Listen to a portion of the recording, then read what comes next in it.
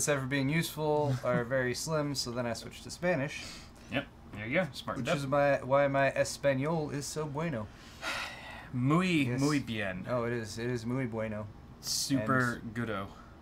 It's perfect. All right. Beautiful filio. Hello, everyone, and welcome. I'm assuming we should be live both to Twitch and YouTube now. So hi, guys. Welcome to Awesome Hardware. This is a live show. We usually do it every Tuesday evening at 5:30 p.m. Pacific time. Although today it's Wednesday because yesterday was the 4th of July, so now it's July 5th. This is episode 111. It's our 111st episode. I'm going to try to say that as many times as I can throughout the episode. And yeah, we're going to talk about some technology, we're going to drink some beer, might have some adult language from time to time, so bear that in mind if you are a youngster or whatever. I don't recommend this for young people, unless you're really smart or mature. You don't mind us, because we only curse when it's really important. That's true.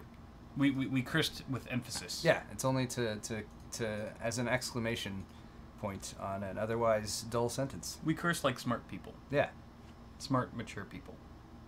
You're goddamn right. Poop. Okay. All right. Let's really quickly plug our stores. If you guys happen to buy anything during the show, we will give you a shout out at the end. We try our best to do that. We almost always do. My store is paulshardware.net. I have some shirts in men's and women's cuts, as well as some decals and beanies and polo shirts and Deckles.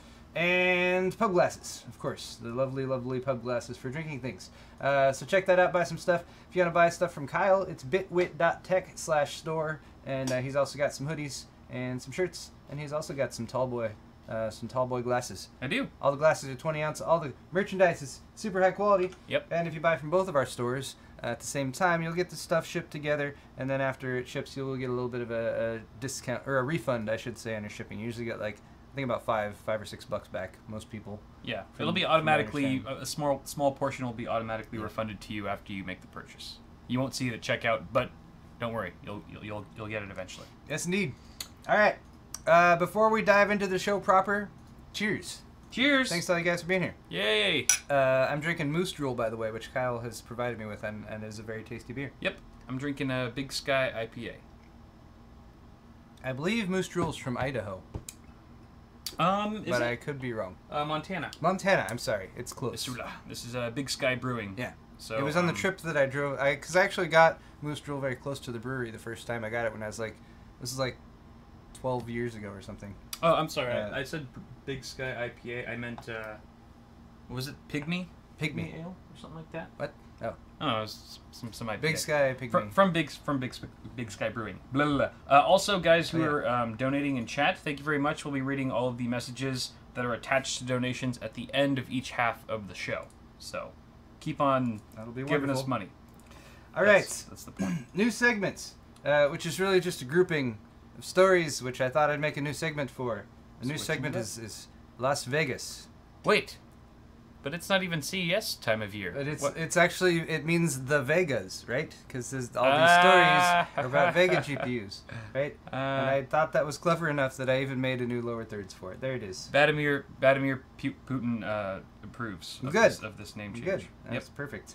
Beautiful. So let's talk about the first story on this list. We actually talked about Vega the launch of Vega Frontier Edition, Vega FE, last week, which launched the day that we did the show last week, and they didn't really do much sampling to vendors or to reviewers prior to that. So there have been some very good reviews that have come out. I'm going to share a couple stories from. Excuse me, I went to the wrong story first. We're going to talk to a couple reviews from GamersNexus as well as PCPerspective. But first, since all the excitement about Vega is about the Vega RX, the Radeon version of Vega, which is meant for gaming, since the Frontier Edition is not meant for gaming, there are some new leaks on that just recently. This is WCCF Tech, so grain of salt. Grain of salt, confirmed according to them via a 3D Mark 11 database entry. Because when you do some of those benchmarks, the synthetic benchmarks, they might automatically. Oops, I'm pressing the wrong button. When you do benchmarks, they might automatically submit the benchmark to a database, and so you troll those databases and look for specific IDs of graphics cards that you know exist. WCCF Tech apparently discovered some of that.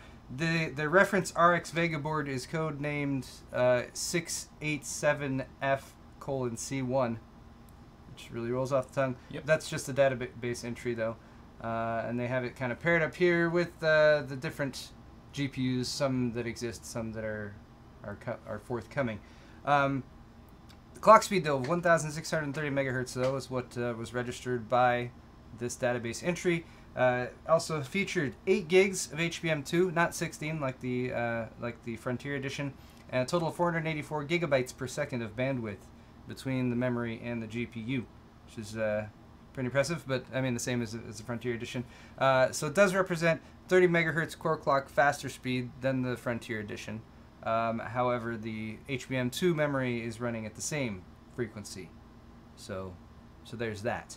Now, if this is just a reference edition, which we would have to assume it is since this is still very early, and of course we're assuming this is real maybe, then we would also have to assume that there would be aftermarket cards made by third-party add-in board manufacturers that might move those clock speeds up, or perhaps even memory frequency, that kind of thing. Now, since this is a benchmark, 3D Mark 11 benchmark, they did have the actual results listed here. They're not looking at the overall score in this list. They're just looking at the graphics score because they're all tested with slightly different hardware. Although it looks like all these are with 6700Ks. But the generic VGA one is over there on the left, score of 31,873, which is more than the GTX 1080, which scored 27,618. Also more than the GTX 1070 with a score of 23,608, although still falls behind the 1080 Ti, which had a score of 38,389. So it looks like it's almost right in between the 1080 and 1080 Ti, maybe leaning a little bit closer to the 1080, but will probably be a lot cheaper than the 1080 Ti. Yeah, I mean, and that according to these tests, of course, and these are according to the tests. These are synthetics. It's really early. We would assume that whatever drivers they're using are still premature, since the drivers, even for the Frontier Edition, they've already stated that the gaming side drivers for that, when it's in game mode, are still not as totally good as they should be. Yeah. Because they're still working on it. Probably a lot of that has to do with the launch cadence that they've gone with for Vega, because they originally promised Vega by the end of the first half, which was the end of June, and they barely squeak it in there with the Frontier Edition, getting it out like just barely on the last couple days of June. And it wasn't even the gaming version of the card, but hey, they did launch Vega. They launched a Vega product. So procrastinators. There. Yeah. Better late than never. WCCF Tech did do the charts on here, so you can see those next to each other. So there's the Vega with a score of 31,000, 1080 Ti up there with 38,000, 1080, 1070 down there below it. So there you go. They also reran these tests with their own cards and got some various scores, testing some overclock speeds and whatnot. So the article's linked in the video's description, as is all the articles that we are talking about today, so you guys can check those out if you want a little bit more info on it. I wonder if Vega's launch price, or the RX Vega's launch price, is going to be affected at all by the cryptocurrency mining, fuckery that's going on right now. I don't know. It's difficult to say because it's impossible to say, right? I guess unless I mean, okay. So the reviews that we're going to talk about right now, of course, from GamersNexus PCPerspective, have been testing mostly a mix of gaming and workstation applications to kind of see what the cards are made of. GamersNexus focused a lot on power consumption and that kind of thing, because that's a more fundamental thing about the chip that isn't going to change much with driver updates. And they also, they're very methodical in their testing and everything, so that's how they decided to go about it. But just to run down it real quick, again, linked in the description if you guys want to read the full article. But this one's by Steve Burke, and he did a series of tests. They did the workstation tests with Blender, Maya, 3D Studio Max, Creo, Kata. Yeah. And they also did GPU tests, gaming performance testing with Firestrike, Doom, Sniper, Ghost Recon, For Honor, and Ashes of the Singularity. And then power, noise, and thermals at the end. Fascinating stuff. They've also done a teardown of the card. They have BuildZoid go over it and talk about the power delivery modules on it and everything, which are all really, really impressive and really, really well done. He was very, very enthusiastic about kind of the ideal layout they had done as far as the spacing between the power phases and the GPU, which is you're only able to do because you have the HBM, which is also on the same package with the GPU die itself. But anyway, this GPU is a weird situation because it is not a gaming graphics card, but it's not necessarily a fully fledged workstation graphics card either. A lot of the workstation graphics cards, like your Quadros and your Fire Pros, cost as much as they do because they require a serious amount of validation to make sure that they're going to work with the software that you're paying lots and lots of money for. The analogy that Steve made in his video was if you're developing something like you're developing parts for airplanes, it's very important that everything is very, very accurate because people's lives are at stake. If you're developing a video game, you know, it's not quite as important, so you can get by with something that's a little bit less expensive and doesn't necessarily have all the validation. So what you have with Vega Frontier Edition is a workstation class graphics card, not quite as many validations as you would have with those types of GPUs, but $1,000 or $1,500 once the water-cooled version is available. And for people who are doing that type of work, it makes a lot of sense. It's not a gaming graphics card, but a lot of people are looking at it as such, and that's why a lot of the gaming tests, when you compare it, have been seeming disappointing to people. Again, there's still work being done on the drivers for these, the gaming side drivers. We're not sure how much improved performance to expect there once those do become more fleshed out and more, you know, actually tailored for specific titles and that kind of thing. But when it comes to the actual tests, the GamersNexus ran at least. The Vega Frontier Edition kind of traded blows with the Titan XP in the workstation tests that they ran. Maya 3D Studio Max, Blender, Creo, and Katia. I don't know why I pronounced that wrong. It did seem to like CAD-based tasks a little bit better, but again, a little bit, it pretty much went back and forth. When it came to the gaming tests, it would actually perform either just below a GTX 1080 or above a GTX 1070 in the actual gaming performance as listed. But again, this is not a gaming card, so this is why some people are looking at these tests and being like, wow, like not beating a 1080, like that seems disappointing or whatever. But it's not what it's intended for, really. yeah, so again, really good job on the article by GamersNexus, so I encourage you guys to read that full on if you want to get a little bit more info on it. Yeah, Steve's conclusion was that it's really an entry to professional level card. It makes sense for workstation apps. It's inexpensive versus a Quadro or a full-fledged workstation GPU like that. It's a good fit for someone like a game developer who needs to also be able to switch over to gaming mode quickly and not fully rely on workstation level drivers. So yeah, there's that. Well, it's cool if you're a video game developer. Yeah, I mean, it is, and there's a lot of video game developers out there. It's a very, you know, it's a good market to get into. There's lots of jobs and everything, and there's lots of small studios who need to do that kind of work who can't afford to shell out $4,000 or $5,000 for a graphics card. So perhaps something nice to sit in between there. And there's also really nothing on NVIDIA's side that I know of that's sort of a hybrid between a workstation and a gaming card, is there? There's the Titan XP. That's pretty, yeah, I guess they have that. Yeah, there's the Titan XP, which is what it's compared to in most of their tests. And the Titan XP is $1,200. The Vega Frontier Edition is $1,000. The Titan XP does seem to outperform it when you look at sort of across the board as far as testing goes.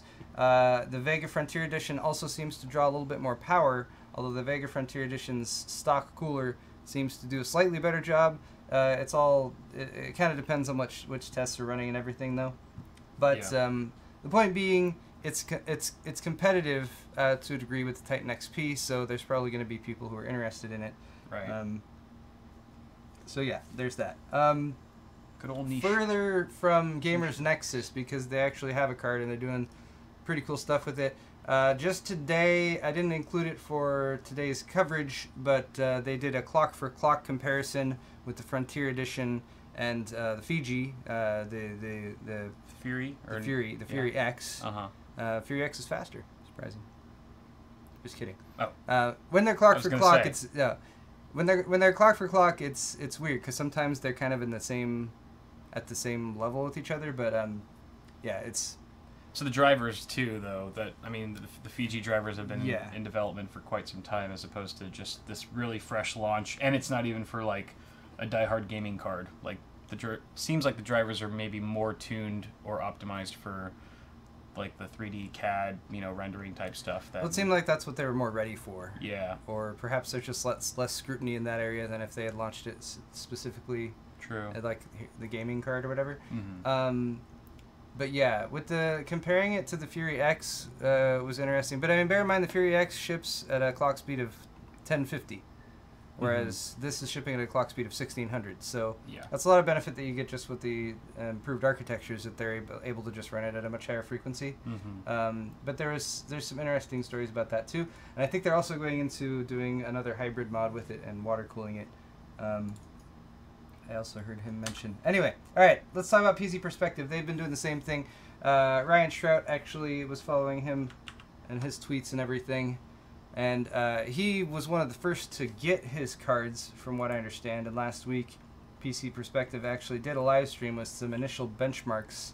And then their live stream charts he was putting up and everything were immediately screen capped and reposted by WCCF Tech, as well as elsewhere around the internet, which is either like shitty or hey, cool, more exposure for PCPerspective, I guess.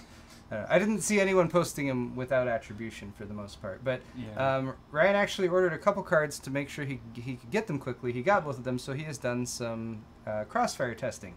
And this was just posted today. Yeah. Caveats in the article. Again, these are not gaming cards. The drivers are not ready yet. Bear that all in mind. He said in both game mode and professional mode, though, the crossfire option is just there. It's in the Radeon settings. You just turn it on. So that's fairly easy, I suppose. And then the results, which are down here. Anyway, I'm not going to go to each individual page here, but he did Dirt Rally, Fallout 4, Grand Theft Auto 5, Hitman, The Witcher 3. And the results were pretty impressive. Pretty much across the board. Vega Frontier Edition and Crossfire jumps up, so it's beating a 1080, but still not beating a 1080 Ti. So you can either look at that as like, good, it improved, or look at it like, man, it still didn't beat the 1080 Ti. Not a gaming card. Yep. Still not fully fleshed out drivers. Okay. Especially for Crossfire too. Like, yeah. Especially for Crossfire. Also pointed out in the article, Crossfire Crossfire driver support is often like the very last thing that game developers and or the driver developers actually focus on. So all that stuff in mind. The exceptions in the case of what I was talking about, it also lost to the 1080 in GTA 5 at 2560 by 1440. It had 0 or negative scaling in Hitman, so that performance was pretty much the same as a single card. And it did manage to beat the 1080 Ti and Witcher 3 at 4K. So there you go. Had pretty good scaling there in Witcher 3. Good to know. Yeah. All right. One last story here in this segment, since we've been talking so much about Vega. Las Vegas. This has been, we've mentioned this before, but it has now been confirmed.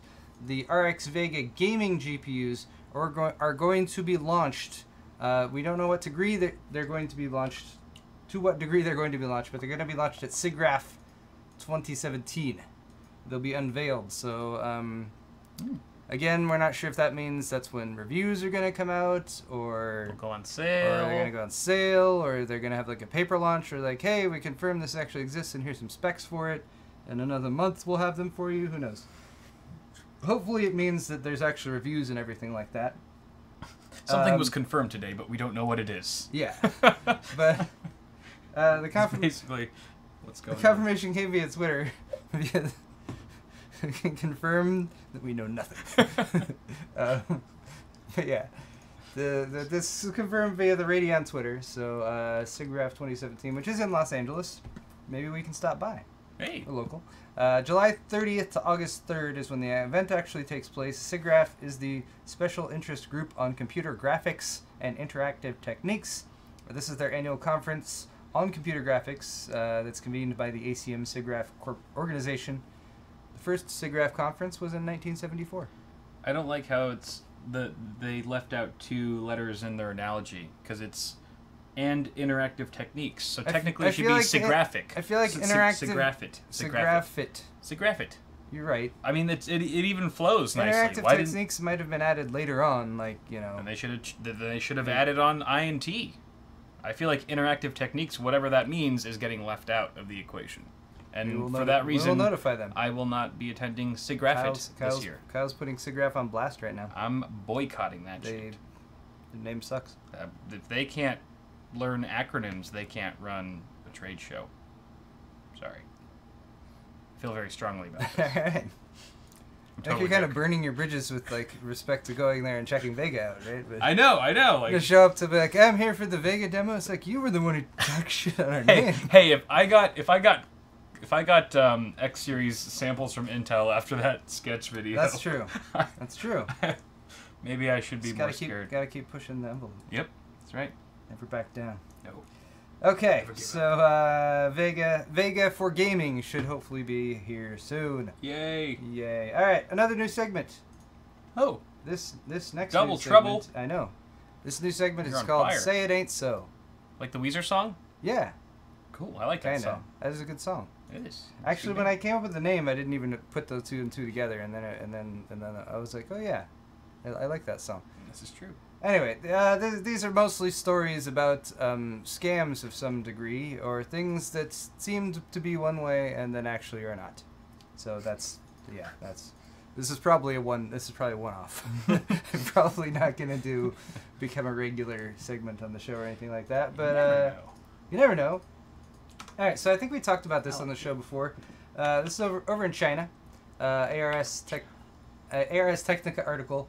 Remember this car-straddling bus? What? We mentioned. I'm pretty sure we showed this at some point. Oh. It's a bus that drives over the top of a road. With tracks on the side, and the bus is on top, and then the traffic can still go underneath. That's pretty cool. Yeah, this was the first reported last year in late August. It's in the Chinese city of Qinhuangdao. I'm not sure if I'm pronouncing that correctly. It's near Beijing. And this is the TEB, the Transit Elevated Bus. But apparently it's all garbage. It's all BS. What? Yep. This has all been photoshopped? No. So it actually exists, and it did roll up and down the road a few times, but has since just been abandoned and sits in the middle of the street. In December, it had been sitting on its test track in the city for months, gathering dust and causing traffic jams. That was, I believe, reported on CNN. What? How is it causing traffic jams if it allows cars to underpass? Because I don't know, you can't.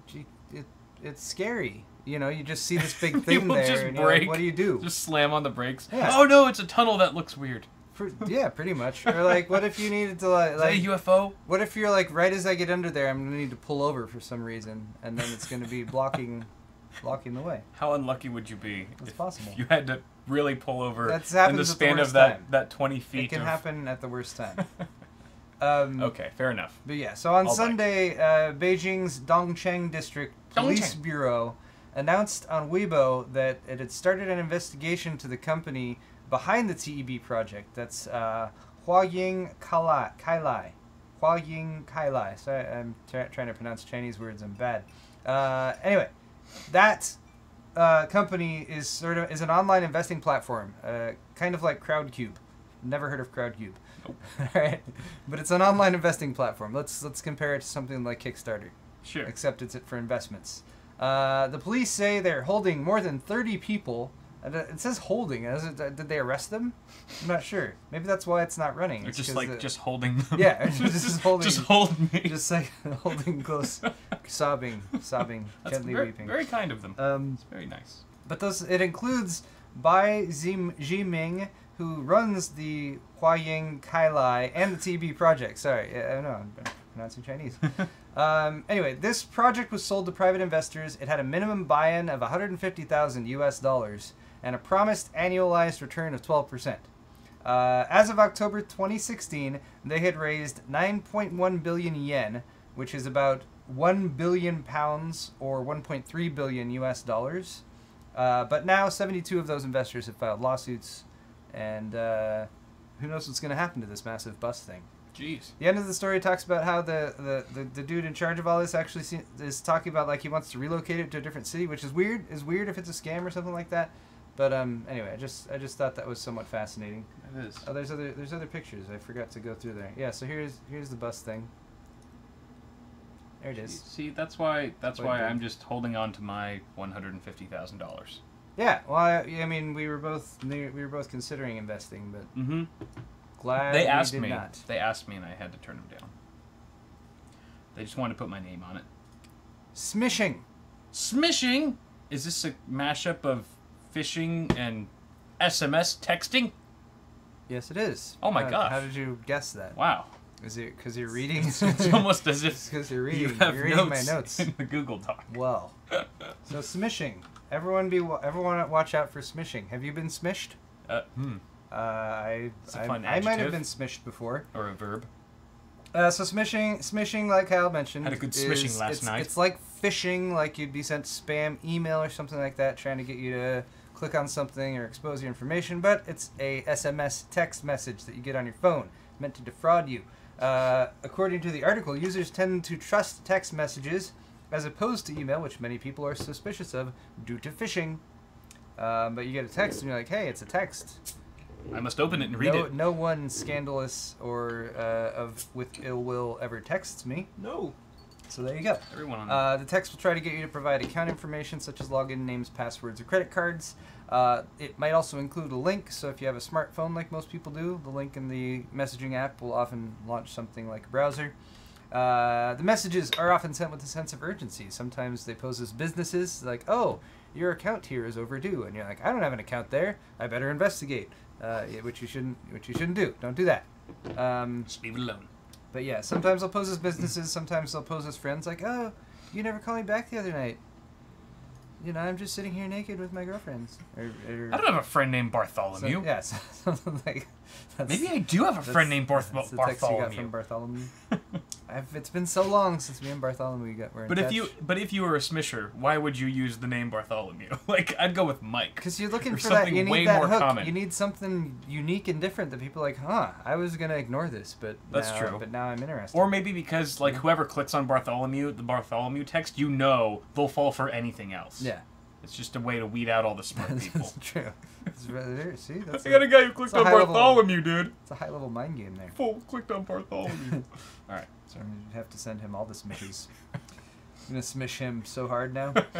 Smish the F out of it. So yeah, never tap links sent via text message, especially if they're URL shortened ones. Consider an antivirus, the article says. They recommend ESET, which actually is a pretty good antivirus. The guy they interviewed for the article is from ESET, which might have something to do with that, but ESET it actually is a pretty good one. I was going to say, the article didn't mention this. This is my personal advice. My phone, at least, because I get spam calls a decent amount too. On Android phones, at least, I'm not sure if you can do this on Apple.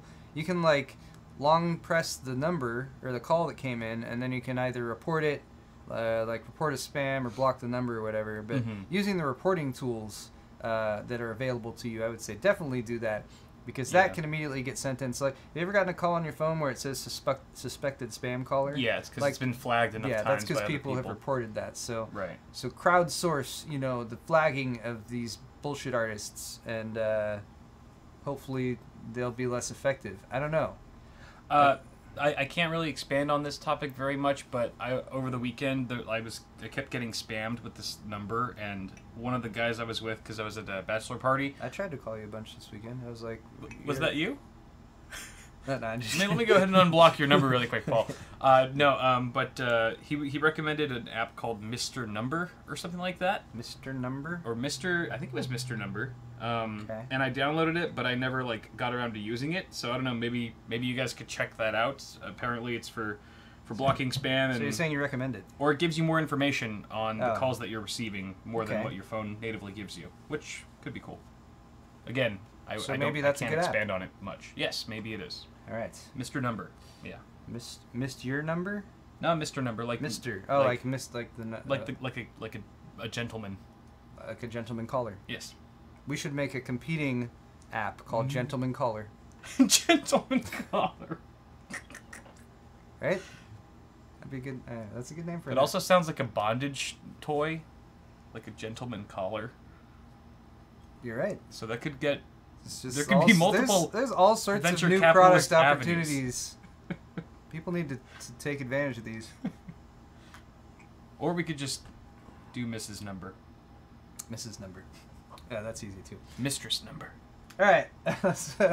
one more story here to talk about, and see, this is a great segment. People are Say it confirming so. in chat that Mr. Number is a pretty sweet Mr. app. Number's good. Some people have used it. All right, chat Cool. says so. It must be true. All right. You remember being all excited to buy a gene-edited tiny pig, like a little tiny pig? Wait, what?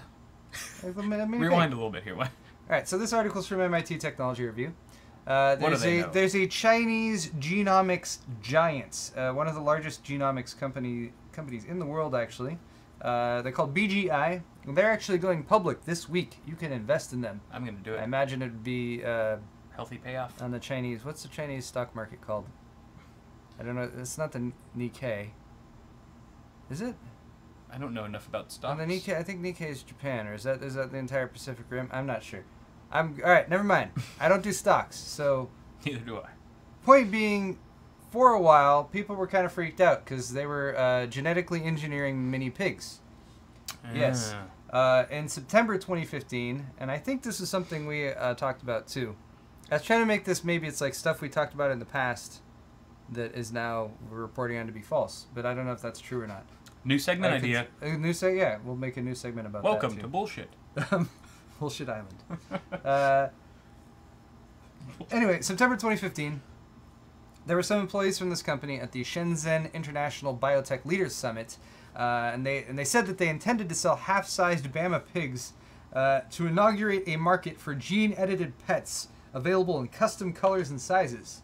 Custom colors and sizes? Yeah, custom colors. So it's like... What are these, sleeved extension cables? I want a tiny pig, and Good I want Lord. it to be like turquoise, right? I want it like a very bright 80s turquoise Find me a picture of that. pig, I want to see. and I want the pig to be that big. That's what I want. And you just place your order, and they're like, "Here's your pig." Costs $1,400.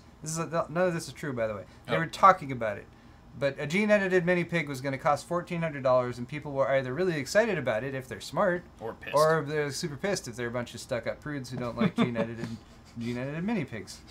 It's like, oh, playing God or something like that. But it's like, just look at the mini pig. It's adorable. Customizable so pigs. So cute. But anyway, it's all for naught. Although you can now invest as of this week, apparently in BGI, as they have gone public, you cannot RGB buy pigs. the DNA engineered mini pigs.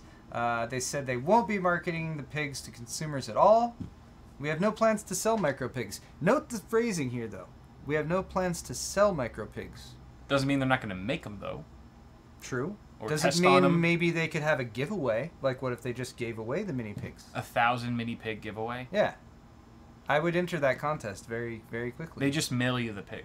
I would make a bunch of fake identities to enter How that so small. I could have a better chance of winning the mini pig. Yeah, me too. Anyway, that's a quote from Yang Li, who's a key member of their animal science program. Yang Li, what's wrong with Yang Li? No, I'm just Oh, I thought you were laughing at the name. No, It's like, that's a guy's name. thinking of dumb thoughts. Oh, okay.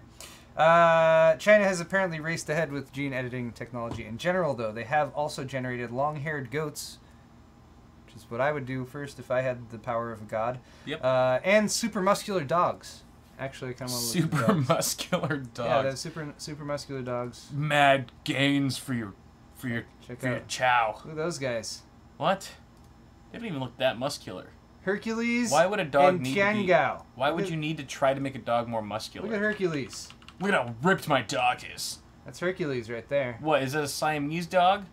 I don't know. They just they're supposed to be super. I don't know. Maybe it's a relative term. Maybe. That's two dogs, right? Yeah, it's two different dogs. They're Okay. not. They're not. They're not conjoined or No. anything. They're just. I don't know what the hell they're doing in this lab. They're the world's first gene-edited dogs, and they have more muscles and are expected to have stronger running ability, which is good for hunting, police, and military applications. God. So, basically, yeah, God, quite literally. So, basically, we're just going to see this. I mean, this is like steroids for dogs, right? No, I no, mean, this is like it's actually genetically genetic. Yeah, it's genetic modification. modified, yeah. They're modifying the well, genes. then if it's not like steroids, then eventually it's just going to be... They're all doing this to test it on humans. Eventually, they're just going to test it on humans. Be like, hey, look, you don't even have to go to the gym anymore. You just, like, take this injection, and you'll get super ripped. Like, not even steroids-based, but genetically enhanced muscles and other things. Like, here, take a pill. Well, they already have that for enlarging your penis, but I don't know. I don't know where I'm going with this. I don't either. I was like, I'm gonna respond to what Kyle's saying. I'm gonna listen to what he has to say. Have a thoughtful response. It's never a good idea. Never. Because half the time, you know, you'll say something, I'll be like, I wasn't even paying attention to what Kyle just said. I probably seem like an asshole because I'm not responding. All right, this time I'm going to be really engaged. This time I'm like, all right, Kyle. I got to see what all the hype's about. Kyle's just talking about things. What do you have to say?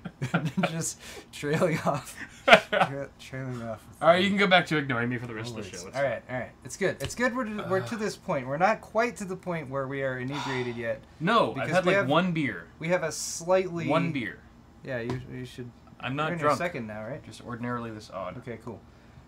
Alright, so we're going to go into Sword Fight next. And Sword Fight's going to be slightly different this week. We only have a single topic, and we're not going to debate it so much as we are going to give you guys the thing to vote on, which I'm posting into chat right now.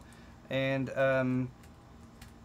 yeah, and we're also going to discuss it, and then we'll come back and see what you guys think.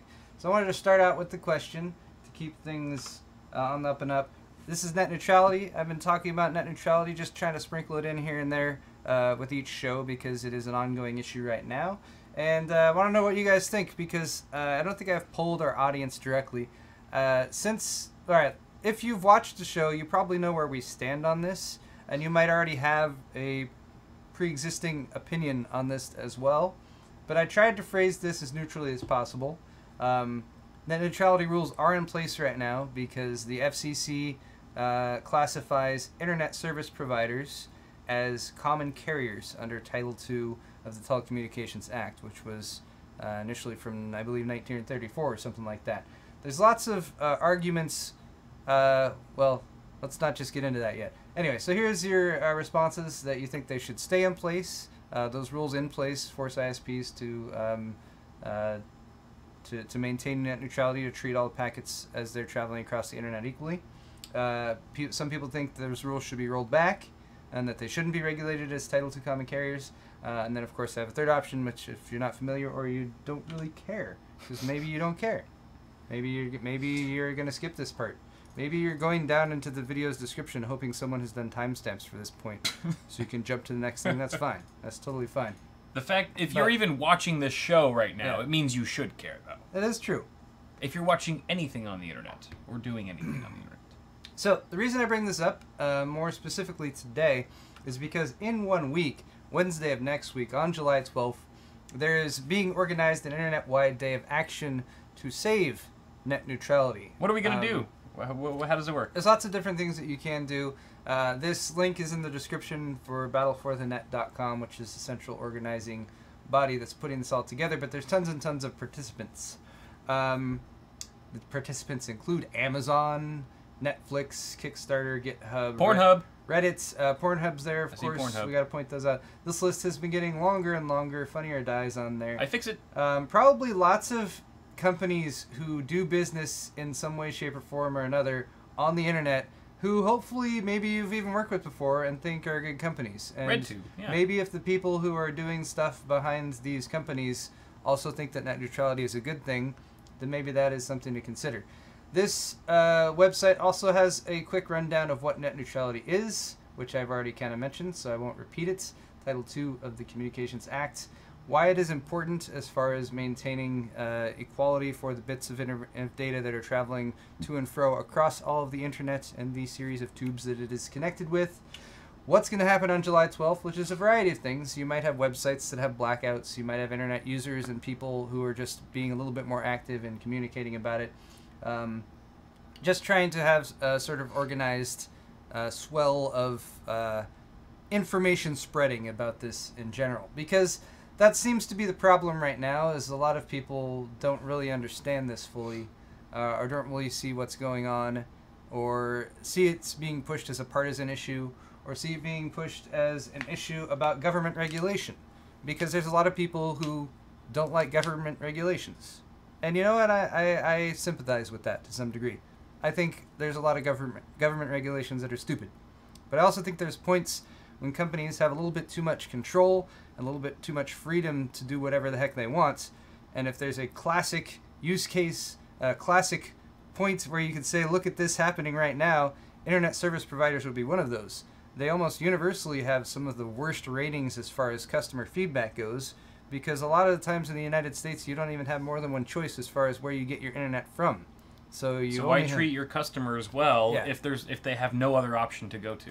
Like, so yeah, the people who are pushing for this all seem to be in a position to greatly benefit from it, because if you're an internet service provider and you have a monopoly on the people who you're providing your internet to, and then let's say you have a deal with some publication or some content creation site. Let's say there were multiple YouTubes or whatever, and you have a deal with YouTube A, and you set up something with them so that all of their content, you can say, hey, all of my subscribers can get that content from YouTube A. And they're like, hey, cool, now we can get that content. But then later, because net neutrality rules aren't in effect, you say, all right, now all that other content on the internet, now you got to pay more if you want that. We're going to put that stuff on a higher tier of payment plan that you don't have to pay for, and pretty much do that, or you can't access that part of the internet anymore. It'll be like cable, like sort of premium subscription channels, like how you have to pay extra. Like you can buy the cable package, but then you can also do add-ons, right? Yeah. If you want HBO, if you want to watch Game of Thrones or like Silicon Valley, you have to pay extra just for HBO. I mean, that's one of the reasons why I think most of us nowadays, like at least the people watching this show and me and Paul, like we are on the internet more so than we are on TV when it comes to like consuming content, because of the way the model works on the internet versus cable. But net neutrality, if that goes away, you're basically adopting the TV model onto the internet, which is the reason we left TV in the first place. So that's why it's important. Yeah, and what it's basically, it's allowing that to happen. And there's a lot of people who say like, oh, these rules don't need to be in place because the internet service providers can be trusted to do, you know, they can be trusted to handle it themselves. And that's really what the ISPs will say, is like, we don't need regulation. It's a free market economy. Everything will work itself out. And, you know, free market, everything's going to be fine in the end. But the problem is that, sorry, I got distracted briefly. Squirrel. Yeah, squirrel. See, this is why I'm trying to discuss this earlier rather than later. I'm worried for my half of the show. Oh God. Why? Do you have anything serious to talk about in your half? No, that's probably true. I'll be fine. We had last week we had a debate about Ethereum that was way too late in the show, so I apologize to anyone who was offended by that. All right, let's get back to it now. So what is going on right now, and what can anyone do about this if you've never heard of this before? So right now there is what is called a notice of proposed rulemaking that is open at the FCC, and they're taking comments on it. So people can go to the FCC's website, and by going through a series of forms, you can say, hey, I'm this person, can enter your personal information, say like, I am in favor of, you know, Title II classification because I think net neutrality is important, or like, I think net neutrality sucks, and, you know, you should roll it back and get rid of those rules. That's how it's made. But the issue is that there has been, according to a lot of the research that's been going on by a lot of the websites involved, there's been a lot of abuse going on with that system. If you go to the website gofccyourself.com, which was set up by John Oliver and the people over at the what's his show called? Last Week Tonight. That will take you directly to that form so you can fill it out. And there's certainly plenty of form letters that have been set up by people who are in favor of keeping net neutrality rules that have gone out and that people have used, because people are like, what do I say? And like, oh, just use this statement. You can put it there. But now there have been a few more. There's been a bit more research done on it. And oops, I pressed the wrong button. TechDirt has an article right now, basically saying that there's maybe some issues with the FCC comment system going on. First off, it's gone down at sort of weird times. There were suspected DDoS attacks on it, but that seems to have gone by the wayside. But analysts are suggesting that up to 40% of the roughly 5 million comments, they've gotten 5 million comments on this so far, but roughly 40% are coming from a bot that uses the same exact anti-net neutrality statement on everything. What? It's the exact same statement every time. Damn bots. Is it a whore bot? Up to 40% of 5 million is a lot. That's like 200. That's like 2 million. Yeah. 2 million of those right now. There's some new reports going on because the information that's submitted on that is sort of publicly available, so people can access it. Also, the information that you submit, if you use your name and address and everything, it is publicly available. So do bear that in mind. Although that's somewhat important because there's also been a lot of people who have been going in, parsing those things, looking at specifically those suspected bot submitting comments that have that same exact statement going in each one, seeing the information from the people that's been provided, contacting those people, and those people are like, I have no idea what this is. Mm-hmm. So there's a lot of evidence that there has been a lot of personal information stolen from people that's being used for this, comments submitted in other people's names, comments submitted by dead people and that kind of thing. Ridiculous. And there's also a lot of sort of crosstalk going on, I will say, because there are articles like this around. This is from the Fiscal Times. Why our kids will thank us for rolling back net neutrality. This article is clearly aimed at older people because it's like talking about our kids. The article is clearly anti-net neutrality.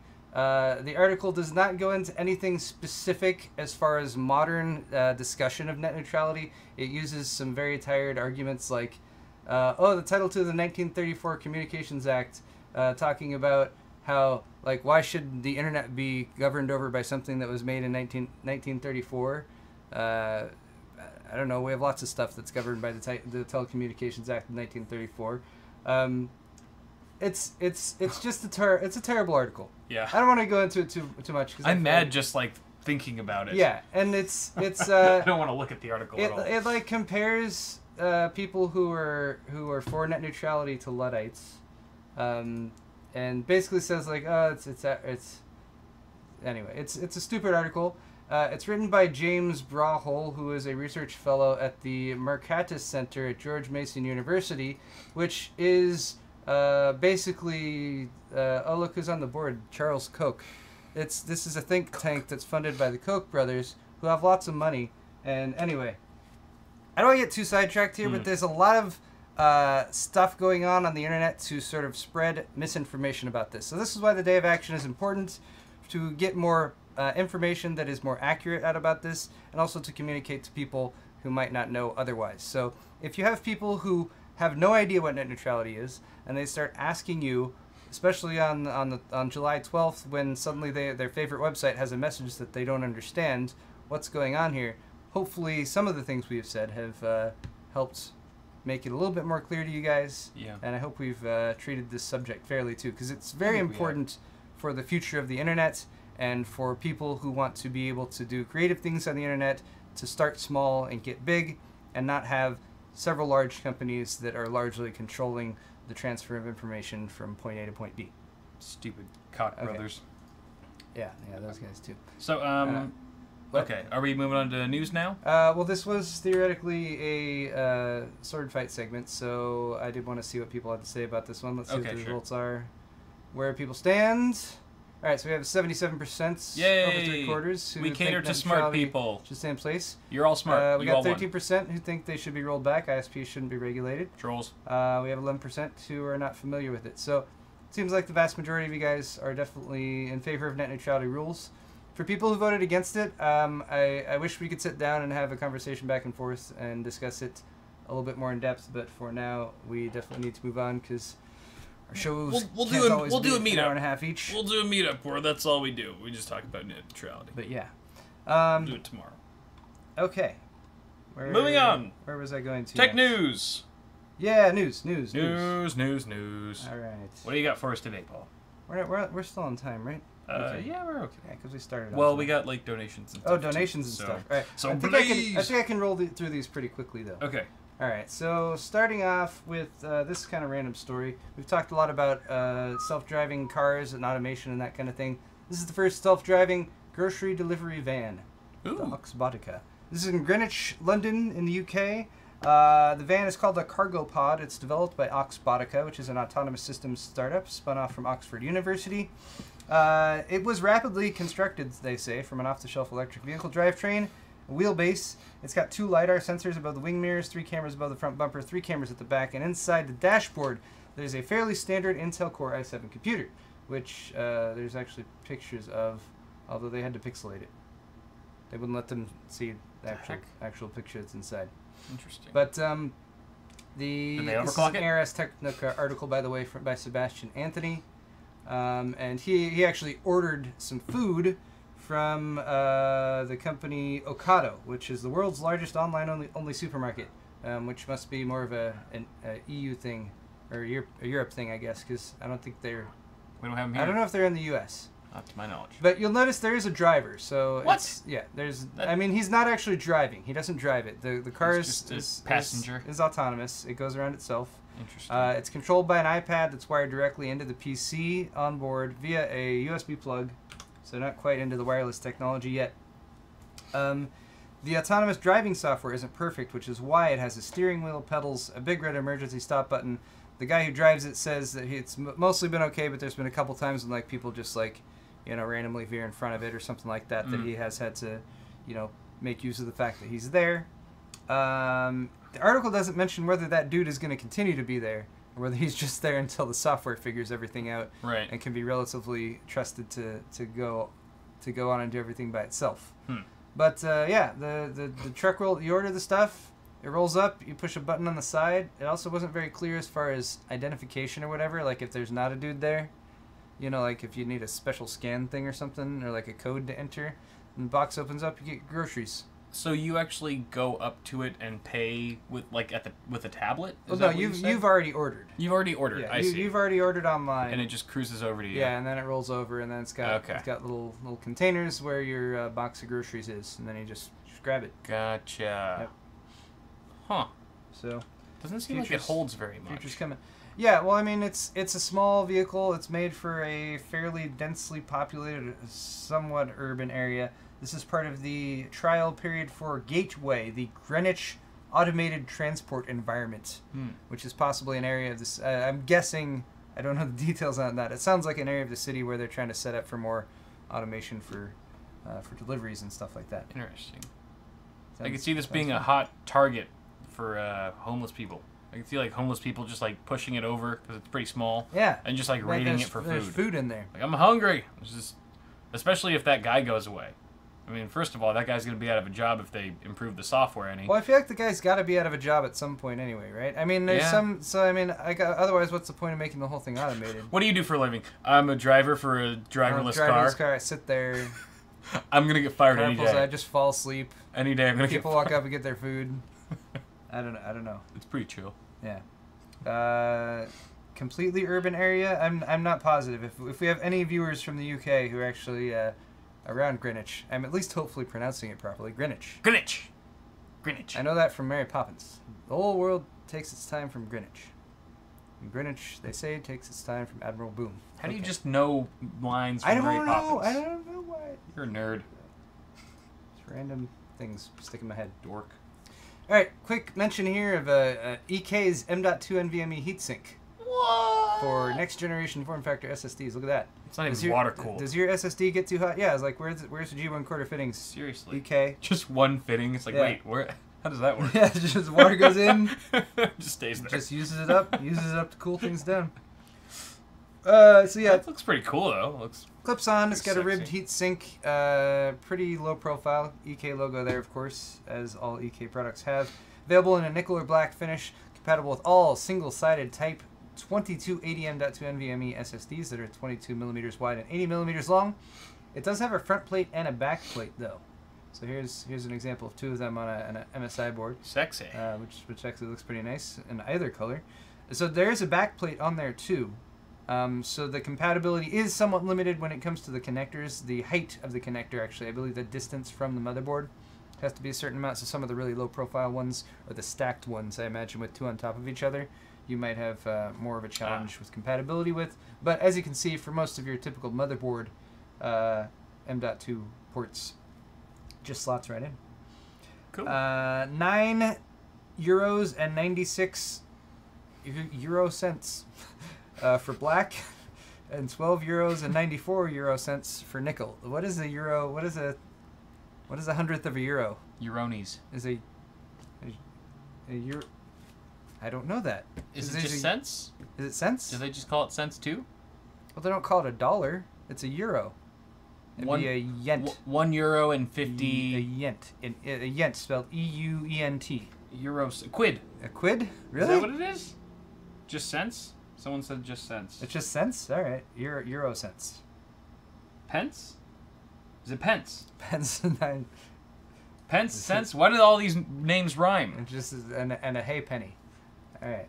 I don't understand. A little bit more. People are saying just cents. It's euro cents. All right, since euro cents. It makes sense. It does make sense. Ha ha. All right. I sensed it. Swiftech has a new, for a limited time, fully customizable CPU water block. Here it is. Here it is right there. This is the Apogee SKF block.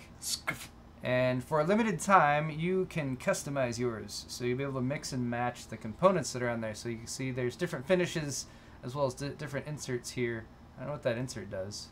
I think it's just an accent. Maybe you can, I don't know, yeah. LED in there, maybe? Yeah. Looks like it's just an accent. But you'll notice here at the end there's a bunch of different of so you got chrome, white chrome gold, matte gold, rose gold. Ooh, rose gold. Match with your iPhone. Red, silver, black, blue, green, and magenta, and then also the Swiftech logo, which pops in there too. Can be various different colors. So for right now, limited time, although I don't think it says when that limited time ends. Possibly when pre-orders end. These are going to ship in August. They're $95. You can pre-order now, and it's an entirely new cooling engine made of densely packed fins that are less than 125 microns thick. Super thin water channels. Jeez. So if you want a water block, maybe check that out. Cool. All right, 2 more quick mentions here. I'm gonna do these really quick because they're at the end. Toshiba has just announced 768 gigabit 3D QLC NAND flash memory, quad level cell. And the big surprise here is the program erase cycles, the endurance. So yeah. These are the first ever NAND flash memory chips to feature QLC, quadruple level cell, BICS architecture. The chips, as mentioned, are 768 gigabits, that's 96 gigabytes in capacity per chip, and of course they can put multiple chips on an SSD or something like that. 64 layer 3D NANDs, and the target program erase cycles is 1000, which is pretty close to the endurance of TLC NAND flash, triple level cell. That's one of the things that sort of seems to get worse and worse as you go from like single SLC to 2 bits per cell, 3 bits per cell, 4 bits per cell, is endurance tends to fall off. It's counterbalanced by the fact that you have more cells to write to, so it does load balancing or wire leveling. I'm sorry, yes, and it spreads the writes out. But 1000 is much more similar to what you'd expect with TLC, so you're not going to suddenly be seeing a big drop off in endurance here. So that's kind of cool. They're not sure how Toshiba is doing this, and as you can sort of see in the image here, as you go to the different versions, SLC only needs to manage 2 different voltage profiles for a single cell, whereas MLC needs 4, TLC needs 8, and QLC needs 16. So it's pretty crazy the increased density as far as how many bits are going into each cell. But yeah, cool. Hopefully there will be products based on that soon. One last story. This was sent on Twitter from Prophecist, the Prophecist today. Micron has denied reports that their Fab 2 has closed down after a major malfunction. This is an OC3D.net article. There's some issues right now with NAND and DRAM production and supply. That's why a lot of like SSD prices have gone up. And there's, like Apple likes to go and buy a bunch of it and all that kind of stuff. So any difficulties with production is not a good thing. And apparently, I didn't catch any of these, but there are a bunch of rumors going on about Fab 2. Fab 2, by the way, produces about 5.5% of the world's DRAM. Websites had reported that production at the facility had stopped after a major incident contaminated both wafers and equipment, which would be a very difficult thing because these are usually, like you can see in the picture here, kind of clean room environments. They can't have any contamination going on in there. And that would be a serious setback for something like a major fab like this. Micron issued a statement that confirms that there was a small incident, not a major one, did take place at Fab 2, but that it was not a nitrogen leak as had been reported, and that it was recovered from quickly. So hopefully there was no actual long-term delay in production, because that could adversely impact DRAM prices, and we don't want any of that nonsense. They're already high enough. Yeah, so any reports to that effect are false. Thanks, Prophesist, for sending that over. This could have gone under the other segment of bullshit. The bullshit You're segment. right, it could have. Feels like one of those stories where, like, you know, websites, I'm not going to mention any names, but certain ones that are more prone to blowing things out of proportion might have just snagged this up and be like, what could this mean? Well, maybe they did. Like I said, I didn't catch any of the stories on this, but I wouldn't Yeah. be surprised if you're right about that. Yep.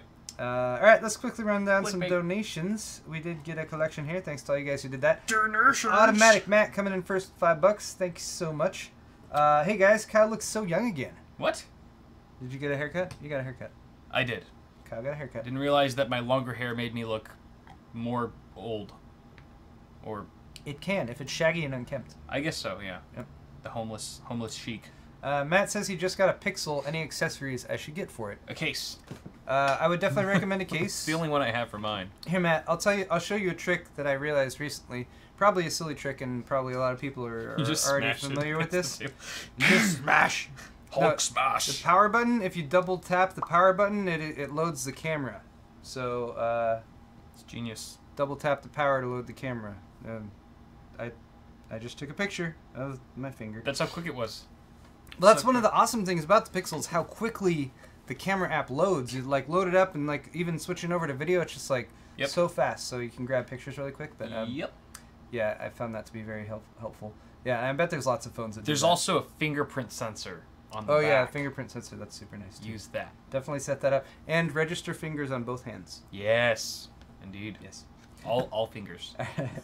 Register Pinky every finger. unlock. Yes. Comes in handy. As well as the tip of your penis.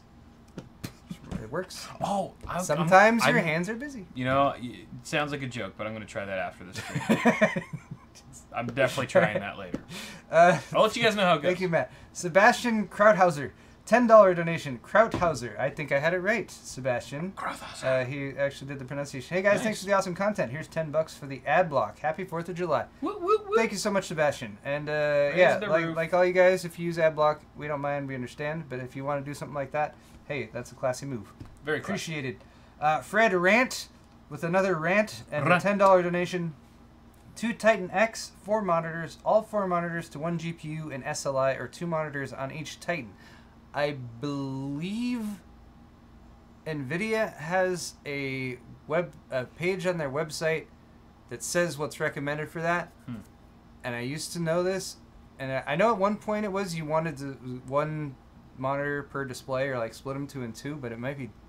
I feel like lately I've been doing all in the top GPU. That's what I've been doing. Like, So- I didn't even realize that there might be some advantage to. Yeah, I know there was splitting it up. Well, because when triple monitors like was first becoming more popular, and it could be really finicky to set it up properly. So Yeah. it might not even really matter anymore. Yeah, I don't know. That's a good question. So yeah. I think Paul and I have just been plugging. If we have multiple monitors and even multiple GPUs, like Hotline right now is just everything's plugged into the top GPU. I usually just go to the top one. No issues. But if you don't have enough connectors, then I don't think it's a big deal to split them up. True.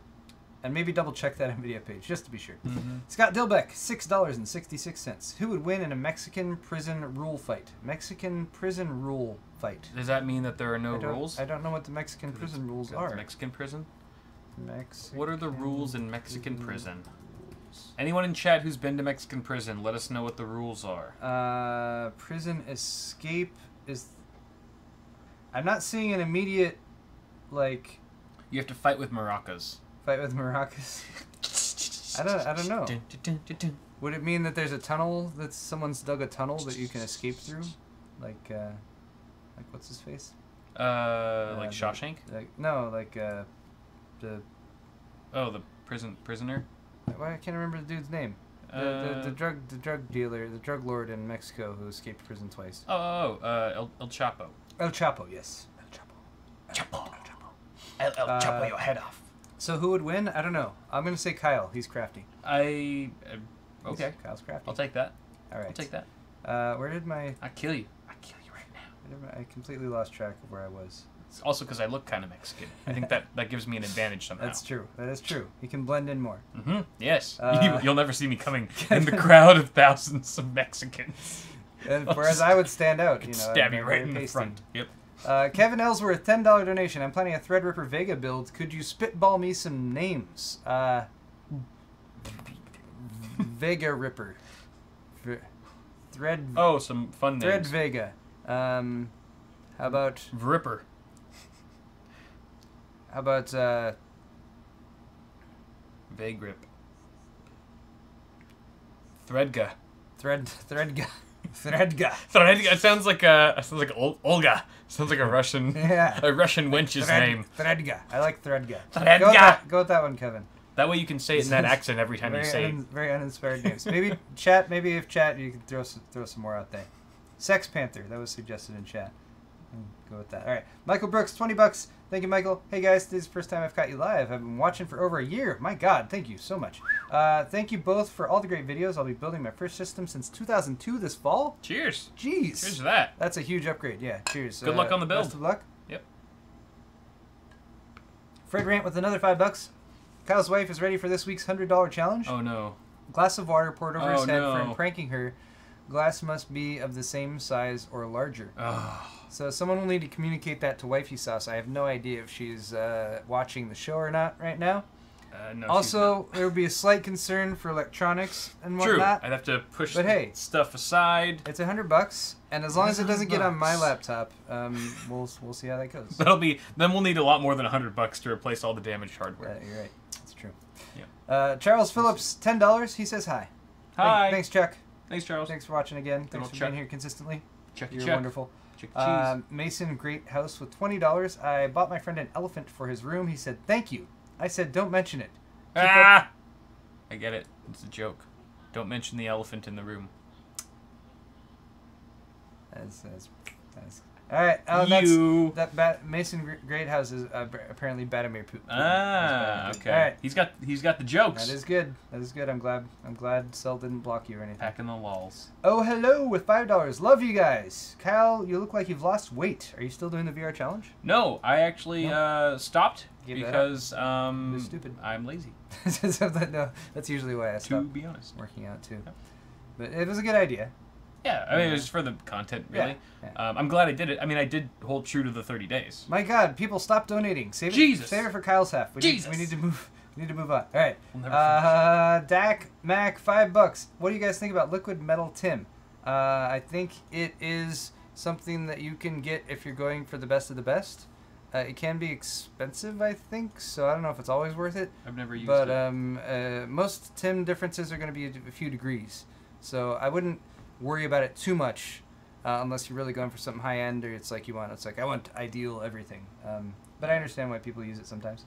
Brett Martindale, $10. Hopefully a simple question. Not sure which CPU to get. PC is dying. Currently running 2 Xeon E5530 quad cores at 2.4 gigahertz. Debating between an R5 1600 and 1700. Mostly game, don't stream or encode, etc.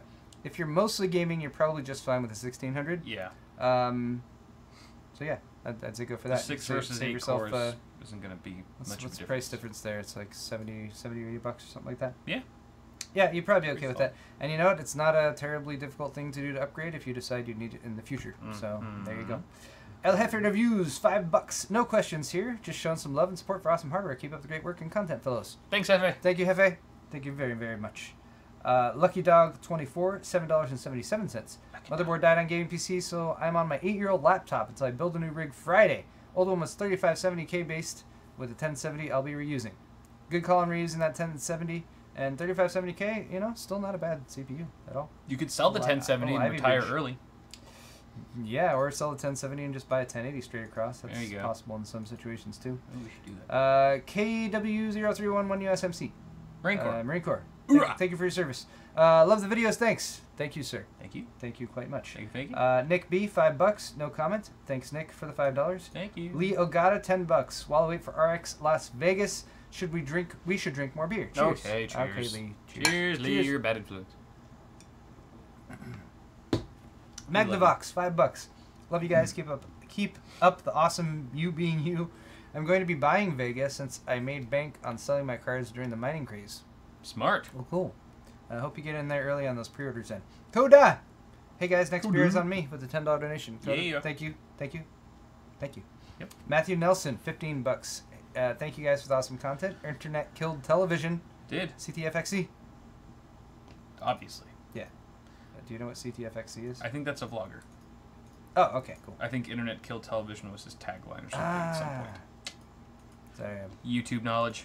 YouTube trivia. I rely on the Don't know why internet I for know anything I don't understand. I'm like, I can just look up that on the internet, and then I'll know it sometimes. All right, Buffalo Warrior 7, 555. We've gotten 555, 666, and 777. Just pointing that out.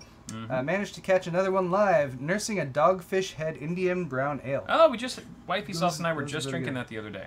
It's delicious. Still feeling the effects of celebrating the 4th. Take a little sip with me. Okay. More forced drinking. Not gonna complain. Bever Classics, $5. Love both your content. Due to some issues recently with my health, I was granted $10K from Make-A-Wish to build a PC. Do you have suggestions? Wow. $10,000 is a lot of money to build a PC. Damn. Get hella SSDs. So yeah, get lots of really good storage. Lots of NVMe. I guess. Like, I mean, it's almost difficult to spend that much unless you're just buying the most really expensive parts you can. Like, you know, there's probably one 4TB SSD that you can buy for like $3,000 or something like that. Yeah. But I wouldn't focus on that. But you want to be smart about it too. I would want to customize it. Maybe get like a custom paint job or something like that. Yeah, get something that no one else has. Yeah. Customize every single piece of the build. That'd be cool. Hire Jay. Hire Jay. Yep. Yeah. Terry Crews did it. He did. Paid way more than $10K. I heard he paid him at least $30,000. At least $1,000. Yeah. At least, or yeah, $30,000. And wow. Terry Crews gets one of Jay's kids. Damn. Yep. What a deal Jay got. You didn't hear it here. We didn't say that. That's just a rumor that's been going around. Jay Hayden Haslam with $5 donation. Thank you, Hayden. Any possible way to send Pimp My PC instead of Twitter? Sorry, I don't have a Twitter. Is there any way to send you a Pimp My PC besides Twitter, Kat?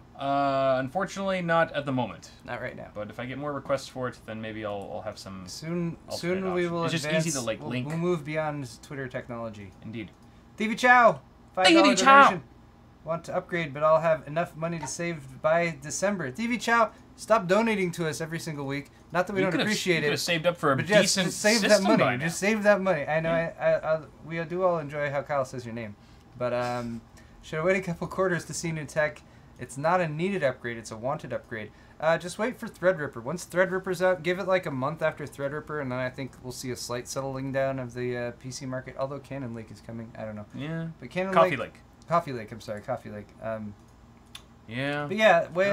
But December, like November, December, Black Friday time. That's a good time to buy parts. You can get good deals. Yeah.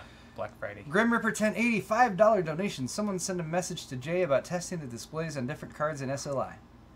Oh yeah, Jay's been doing lots of that different testing. I bet he could test that. It's true. See what kind of difference it makes. Make Jay do it. Thanks, Grim Ripper. Captain Crunch, $5 donation. Will either of you guys do a review on the ROG Strix B350-F? I haven't seen a review on it yet in English. I have a... Oh wow, she's here with it.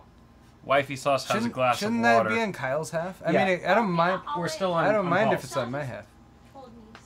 Thanks, Cell. Cell. Thanks, Cell, our beautiful right. moderator, Cell Processing, Okay. for telling my wife about the water being dumped on my head. Let me know when you're ready. Well, I'll let you Okay. know. We'll definitely let you know. If we don't, if we happen to forget, I'm sure Cell will fill you in. Good job, Cell. Bastard. The ROG I better Strix pay up B350. $100. I have an ROG Asus board, but I think it was an X370 that just came in, so I don't have plans to review that. But the ROG Strix B350-F. Nice. Fred Rants, $20 donation just for that great Arctic Panther Returns video. Thank you, Fred. Why is your house at 81 degrees? Oh, your temperature setting was one of the scenes. Oh yeah, my thermostat was. That's actually what I usually have the AC set to, 81. Really? Yeah. That's hot. It's not that bad. I don't know. What? It doesn't. It feels fine to me, so I'm okay with it. I don't Wait, know. your thermostat was visible in a video or something, and people are commenting on it? Yeah, like I had a shot with me walking, carrying the computer, and you can see the thermostat there. Damn, 81 is pretty toasty. We It's- keep it at 78 here. It's really not that bad. All right. Maybe you got better ventilation in your house. It's a one-story house too, so Yeah. it probably doesn't get as I mean, hot. it's 81, and I'm usually walking around in like shorts and sandals. So, Yeah, that's I true. mean, that helps me stay cooler. Good point. All right, Matt Grimes, $50 Thank you, Matt. Ripped my PCIe cover off my extension cable on my Micro ATX Lian Li PC06S while cleaning. $85 to replace it. Jeez. Wow. Should I replace the cable or get a PC07SX, go full ATX, and build a new system? Current is Z97 4690K 1070SC. My PC stand blue. Gosh, that's a really expensive replacement for a PCIe extension cable. I guess if you have to buy it from Lian Li, then that's probably why it's so expensive. I don't know. Can you get it elsewhere? I don't know if you could get something elsewhere. I don't know if it's... I'm not as familiar with that case, so I don't know if it's a custom design one or something like that. But yeah, I would see if you could find a replacement elsewhere or anything. You just deleted. Sorry. It's okay. Case. It's the wall-mountable one. Oh, that's the the wall-mount. ATX one. Oh, you or have- mini ATX. Or that one? micro ATX? No, it's a bigger one. Oh. It's the more like full-size Oh, okay. wall-mounted one. But I feel like you should be able to buy riser cable or like extension cables for PCIe. Cheaper than 85. I mean, if you're in the market for an upgrade, I mean, you got a Z97 and a 4690K, so you're not too outdated or anything like that. But I mean, if you're in the mood and you want to get a little bit more performance, and you're feeling it, then sure, go full ATX. But I feel like you might have other options besides just shelling out $85 for that replacement piece. Yeah. But yeah, Lian Li cases are expensive. Look on eBay maybe. I have some. Yeah, possibly. Thank you, though, Matt. All right, a couple more. Damon Boyce, $5. Will we be at LTX, the Linus Tech Tips Expo meetup thing? We're not planning to go at this point. I don't think so. So, yeah. Sorry. Yeah. It's in Canada. It's far. It's very far. We'd have to fly up there and everything. That'd be a weekend thing. It's a lot of time. Coordinate, A lot of time just to see Linus. talk to people, Yeah. be in public. Linus. Yeah. Linus is there. Can steal our trophies back. Oh, yeah. All right, let's go. All right. Yeah, thanks, Damon. But yeah, we're not currently planning to go to that. Storm Zoo finally with a £2 donation, an i5 2550K. Still worth it. Is that a thing? 2550K. Was that the one that didn't have the iGPU? There wasn't another unlocked i5 for with Sandy the Bridge, was motherboard there? and 16 gigs of RAM for $50. Well, that's a great deal. If you're getting all three of yeah, I those. mean, if you're getting all that and it's all functional, That's a good deal. that's a good deal. That's perfectly functional. I mean, I don't know what... 2550K. There's a 2500K, a 2600K, and a 2070... Oh, there is a 2550K. This is the Sandy Bridge. It's a quad core. 2550K? I'm guessing... I think this... Yeah, no iGPU. I was right. No iGPU? Right. Yeah, so there's no iGPU. Yeah, I mean... $50. That's a perfectly functional, viable system. It's unlocked. If you wanna, you can overclock it. You can probably game fine on that at 1080. Hopefully the motherboard's like Maybe most of Z77 or Z68, and not like H or B something. Yeah, make sure that the motherboard is also an unlocked motherboard, which would be P67 or Z68. Make sure if it's a P67 motherboard that it's not a really, really early P67 motherboard because they have that SATA bug. But let's Z77 work too. Let's not dive into that. Oh yeah, Z77 would also be functional there.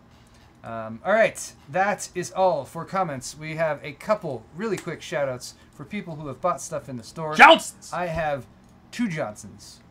Two Johnsons. Johnsonos. One from Joe from New York. Thank you so much, Joe from New York. Joe. Grabbing that thumb screw. The T-shirt. Actually, a couple thumb screw T-shirts. Thank you so much, Joe. I have another one. Another one just came in. What? Lance from Kansas. Lance from Kansas got also a thumb screw shirt. Thank you so much, Lance. Johnson for you, sir. And finally, James from Wisconsin. Wisconsin. Got the English pub glass. Wisconsin. Thank you so much, James. Thank you for your support. I'm going to fire off just one here. Ryan Johnson to you for picking up a CPU cooler shirt. Thank you very much, sir. Beautiful. That is all for me. All right, thanks, Ryan. That's you all guys. for the first half of the show. If you guys want to see the second half, it's on Kyle's channel. If you're watching live, we'll be live on that in just a second. If you're on Twitch, stay right where you are. If you're watching in the future, the link to Kyle's half is in the description, so please click on that. Also, if you want to hit the thumbs up button, that'd be sweet too. Thanks for watching this week, guys. Oh, and if there's a wonderful person who wants to do timestamps, I'll love you forever. Okay. I'm gonna